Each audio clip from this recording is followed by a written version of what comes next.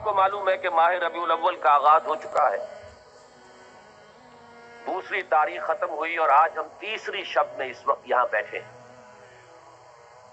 یہ ماہ مبارک حضور صلی اللہ علیہ وسلم کی سیرت مطہرہ سے ایک بڑا گہرا تعلق رکھتا ہے۔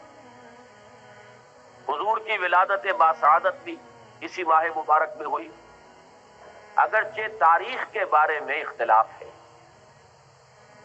حضور کا انتقال بھی اس ماہ مبارک میں ہوا، اور وہ متفق علیہ تاریخ ہے 12 ربیع الاول اصل میں حضور کا یوم وفات ہے، اور اکثر محققین کی رائے یہ ہے کہ آپ کا یوم ولادت جو ہے وہ 9 ربیع الاول ہے۔ یہی وجہ ہے کہ مجھے یاد ہے کہ ہمارے بچپن میں اس دن کو جو لوگ کچھ تھوڑا بہت مناتے بھی تھے تو 12 وفات کے نام سے در حقیقت یہ نام یاد کیا جاتا تھا۔ حضور صلی اللہ علیہ وسلم کی وفات کا دن ہے، کچھ کھانا پکا کر کچھ غریبوں کو مساکین کو کھلانا، یہ در حقیقت چیز تھی کہ جو اب ہوتے ہوتے اس نے بہت ہی ایک دوسری صورت اختیار کر لی ہے۔ اب یہ ایک جشن بن گیا ہے اور ایک عید کا سا سما، بلکہ واقعہ یہ ہے کہ جو اصل 2 عیدیں ہیں وہ کہیں پیچھے چلی گئی ہیں، اور یہ جو 2 عیدیں ہم نے ایجاد کی ہیں، ایک عید میلاد النبی اور ایک عید استقلال، اگر ہم جائزہ لیں تو شاید یہ 2 جو ہے یہ زیادہ فور گراؤنڈ میں آ چکی ہیں۔ لیکن یہ کہ جہاں تک آپ کی ولادت اور آپ کے وفات کا اس ماہ مبارک میں ہونا ہے وہ ثابت ہے۔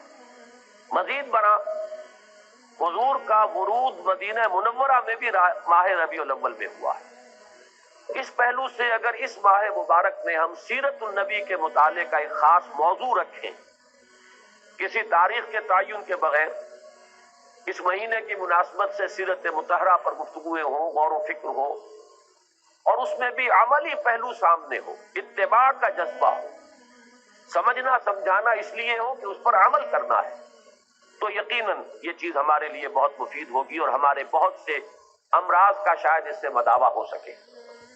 یاخذون بسنتہ ویقتدون بامرہ ثم انہا تخلف من بعدہم خلوف۔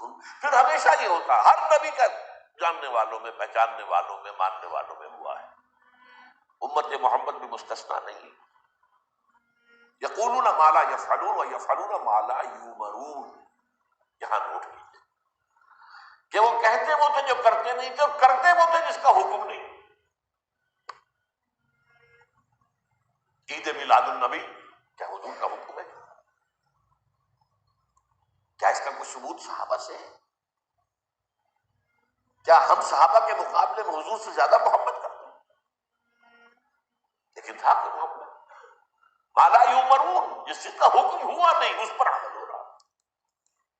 یہ ہے در حقیقت رسم پرستی، اور رسم کے اندر پھر اضافہ ہوتے چلا جاتا، اس پر ردے پر چڑھتے چلے جانا جو ہے، یہ دوسرا سبب ہے۔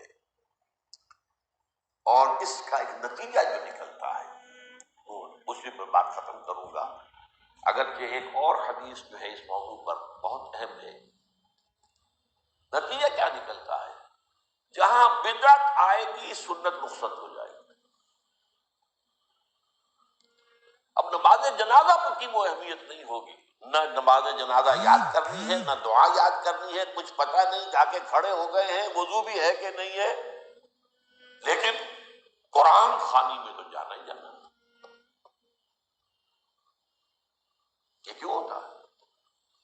ورنہ یہ کہ نماز کی اہمیت ہوتی، نماز جنازہ کی، آپ اگرچہ عربی نہیں آتی لیکن ترجمہ تو اس دعا کا یاد کر لینا کوئی مشکل کام نہیں ہے، تاکہ کھڑے ہوں دل سے دعا مانگے۔ تو جہاں بدعت آئے گی وہاں سنت جو ہے اس کی حیثیت کم ہو جائے گی، اس کا استخفاف ہوگا یا غائب ہو جائے گا۔